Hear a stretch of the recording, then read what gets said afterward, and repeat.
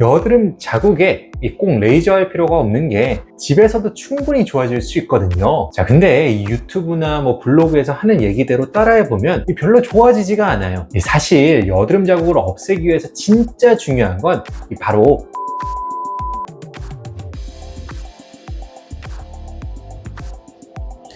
안녕하세요. 피부과 전문의 문정인입니다. 얼굴에 여드름 자국이나 트러블 자국으로 고민이신 분들 많으실 거예요. 자, 뭘 발라도 커버되지 않을 정도로 심한 자국과 색소 침착은 상당히 신경이 쓰일 수밖에 없는데요. 자, 오늘은 이러한 자국들을 집에서 어떻게 관리해야 하는지, 어떻게 해야 손쉽게 없앨 수 있는지 자세히 알아보도록 하겠습니다. 자, 바로 시작합니다.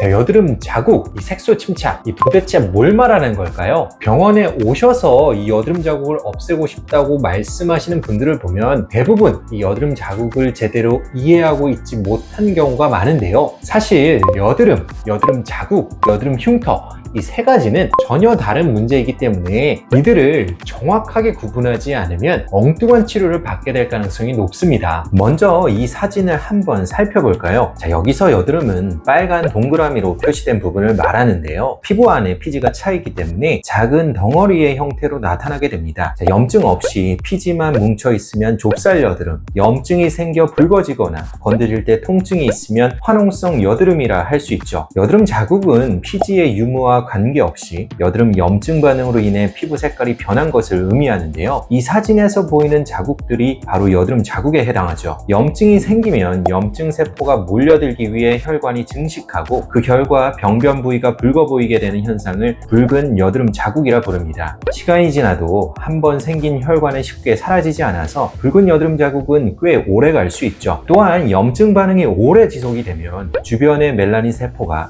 멜라닌 색소를 만들어내기 시작하는데요. 보통 붉은 여드름 자국이 먼저 생겼다가 서서히 혈관이 사라짐과 동시에 멜라닌 색소에 의한 착색이 진행되면서 검은 여드름 자국으로 바뀌게 됩니다. 검은 여드름 자국은 다른 말로 여드름 색소 침착이라고도 부르며 붉은 여드름 자국보다 더 오래 가는 경우가 많죠. 여드름 흉터는 또 다른 문제인데요. 심한 염증 반응으로 인해 주변 조직이 파괴가 되고 제대로 회복되지 못하면 피부가 패이거나 튀어나올 수 있는데 이러한 상태를 여드름 흉터라 부릅니다. 일반적으로 패인 흉터를 위축성 흉터, 튀어나온 흉터를 비후성 흉터라 부르고 이들은 여드름 진행 과정의 마지막 단계라고 볼 수 있죠. 제가 예전에 여드름 흉터 발생에 영향을 주는 원인을 분석하여 SCI 저널의 제1저자로 발표한 적이 있는데요. 결론만 이야기하자면 초기 염증 반응이 심할수록 여드름 흉터가 잘 생기는 것을 확인하였습니다. 사실 여드름 자국, 이 여드름 흉터로 이어지는 일련의 과정은 일종의 스펙트럼이기 때문에 이 각각을 무자르듯이 명확하게 분리해서 생각하기는 어려운데요. 다만 큰 기준으로 나눠본다면 여드름은 현재 피지가 뭉쳐있는가, 여드름 자국은 피부 색깔의 변화가 있는가, 여드름 흉터는 피부 표면에 굴곡 변화가 있는가로 구분해 볼 수 있겠습니다. 당연히 이 각각에 대한 치료는 다 다를 수밖에 없는데요.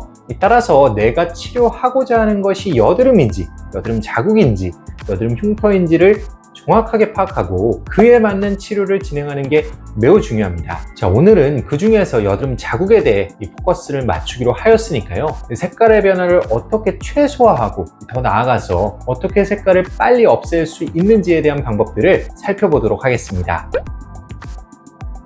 자, 여드름 자국을 어떻게 없앨 수 있을까요? 자, 여드름 자국을 해결하기 위한 몇 가지 단계들이 있는데요. 그중 첫 번째는 여드름이 생기지 않도록 하는 것입니다. 아시다시피 여드름 자국은 여드름이 생긴 뒤 나타나는 2차적인 현상이기 때문에 처음부터 여드름이 생기지 않도록 하는 게 가장 중요합니다. 가장 확실하게 이 여드름 자국을 예방할 수 있는 방법이기도 하죠. 자, 제가 여드름 홈케어에서 강조하는 것은 주기적인 각질 피지 관리와 적절한 보습인데요. 이 각질과 피지가 쌓이면서 여드름이 생기기 때문에 평소에 충분한 클렌징과 각질 관리가 중요할 수밖에 없겠죠. 또한 보습이 부족하면 피부가 건조해지고 보상작용으로 피지를 더 많이 만들어내기 때문에 모공을 막지 않는 선에서 적절한 보습을 유지하는 것도 필요합니다. 여드름이 이미 많이 생겼다면 최대한 빠르게 개선할 수 있는 제품을 사용해야 하는데요. 이전에 제가 집에서 쓰기 좋은 여드름 연고를 소개한 영상이 있으니 꼭 참고 부탁드리고요. 만약 그러고도 해결이 되지 않는다면 병원 치료를 고려하는 것이 좋겠죠. 것이죠. 자, 두 번째로 이 여드름 자국을 해결하기 위해 이 염증 반응을 최소화하는 것도 중요합니다. 자, 염증이 길어질수록 혈관의 증식이 많아져서 붉은 자국도 심해지고요. 자, 멜라닌 색소도 많이 만들어져서 검은 색소 침착도 오래가게 되죠. 따라서 이 염증 반응이 오래가지 않도록 염증을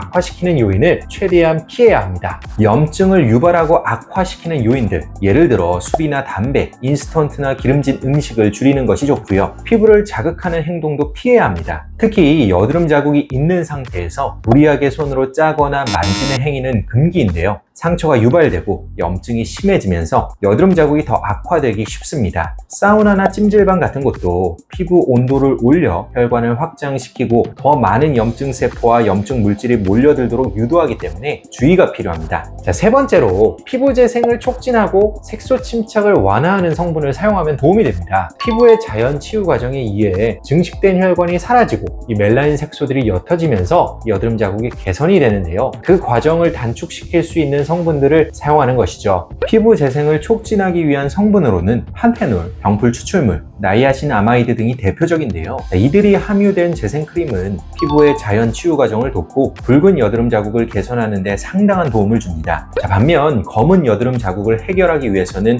우선 자외선 차단이 필수인데요. 이 자외선은 피부 재생을 방해하고 멜라닌 색소의 지속적인 생성을 유도하기 때문에 무조건적으로 차단해주는 것이 중요합니다. 또한 멜라닌 색소 생성을 억제하거나 제거하는 데 효과적인 성분으로는 비타민 C와 레티놀이 있는데요. 특히 레티놀은 각질 제거를 촉진하는 효과가 있어 여드름과 검은 여드름 자국에 모두 도움이 될 수 있습니다. 자, 이렇듯 여드름 자국을 개선하는 데에는 일상의 작은 습관들이 모여서 큰 차이를 만들어내기 때문에 제가 말씀드린 팁들을 평소에 잘 실천해 주시는 게 중요하겠습니다. 여드름 자국을 없애는 것은 집에서도 충분히 가능한 일입니다. 시간의 문제일 뿐이지 절대로 해결할 수 없는 문제는 아니거든요. 하지만 현실에서는 많은 분들이 열심히 관리를 해도 여드름 자국이 잘 없어지지 않는다고 고민을 하시는데요. 도대체 왜 그런 걸까요? 그 이유는 바로 여드름에 대한 관리가 제대로 이루어지지 않고 있기 때문입니다. 우리가 여드름 자국을 없애는 데 도움이 된다고 하는 관리법 중에서는 거꾸로 여드름을 유발할 수 있는 것들도 있는데요. 이런 것들을 올바르게 통제하지 않으면 아무리 유튜브에서 좋다고 이야기하는 홈케어를 실천해도 이 여드름 자국이 결코 좋아질 수 없습니다. 가령 여드름 자국에 좋다고 알려진 재생크림이나 선크림을 바른다고 해보죠. 이론적으로는 맞는 말인데요. 하지만 유분기가 많아서 모공을 막을 수 있는 제품이라면 새로운 여드름을 유발할 수도 있겠죠. 결국 여드름 자국이 지워지는 속도보다 새로 생기는 여드름의 속도가 더 빠르면 문제가 더 심각해질 수 있습니다. 비타민 C나 레티놀 같은 성분은 어떤가요? 이들은 여드름 자국에 도움이 되는 대표적인 미백 성분들인데요. 역시나 이론적으로는 사용하면 좋은 건 분명합니다. 하지만 이 성분들도 피부에 자극적일 수 있어서 평소 피부가 민감하거나 피부 장벽이 손상된 상태라면 오히려 새로운 여드름을 유발할 수 있습니다. 마찬가지로 여드름 자국이 더 심해지는 악순환에 빠지게 되겠죠. 따라서 여드름 자국 관리법을 참고할 때는 본인의 피부 상태를 잘 살펴보고 실천하는 것이 중요하고요. 만약 이 어떤 제품을 사용하고 나서 여드름이 더 난다면 그 제품은 피하고 다른 대체제를 찾아보는 것이 좋겠죠. 혼자서 열심히 관리를 해도 여드름 자국이 해결되지 않는다면 이 전문적인 치료를 받아보는 것도 하나의 방법이 되겠습니다.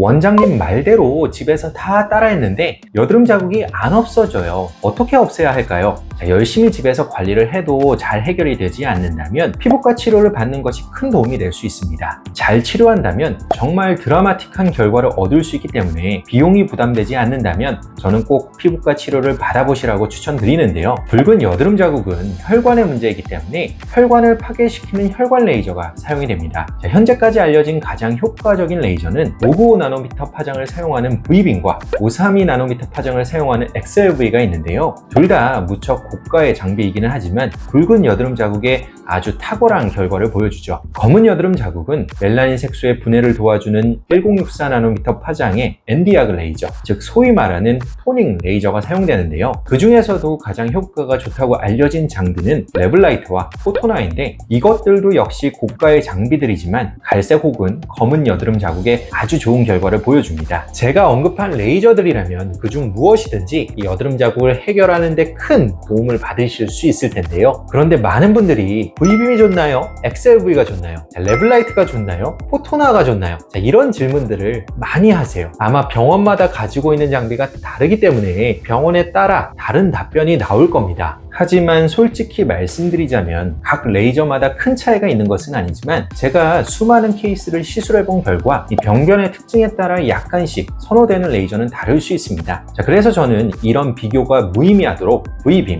XLV, 레블라이트, 포토나 이렇게 4가지 장비를 다 보유하고 있고요. 환자분의 피부 상태와 병변의 상태에 따라 가장 적합한 레이저를 선택하여 치료를 진행하고 있습니다. 다만 무작정 레이저를 받는다고 해서 여드름 자국이 좋아지는 것은 아닙니다. 레이저 치료 또한 일종의 피부 자극이기 때문에 부작용이 생길 수도 있고요. 자극이 과하면 오히려 여드름이 더 생길 수도 있기 때문인데요. 따라서 여드름을 유발하지 않으면서도 여드름 자국은 지울 수 있는 이 적절한 정도의 레이저 시술을 구현하는 것이 시술자 입장에서 굉장히 중요하고요.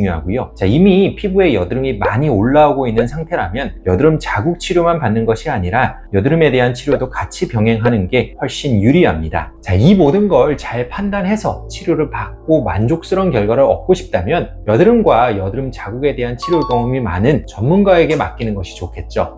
오늘은 여러분의 여드름과 여드름 자국을 해결하기 위해서 어떻게 관리하고 또 어떻게 치료해야 되는지 자세하게 알아보았는데요. 여드름 자국은 시간이 지나면서 좋아지는 경우가 많지만 이 여드름과 연관된 문제이기 때문에 생각처럼 쉽게 좋아지는 것은 아닙니다. 오늘 내용을 참고하셔서 더 건강하고 깨끗한 피부 얻게 되시길 바라겠습니다. 지금까지 피부왕 정인의 원장 문정인이었습니다. 감사합니다.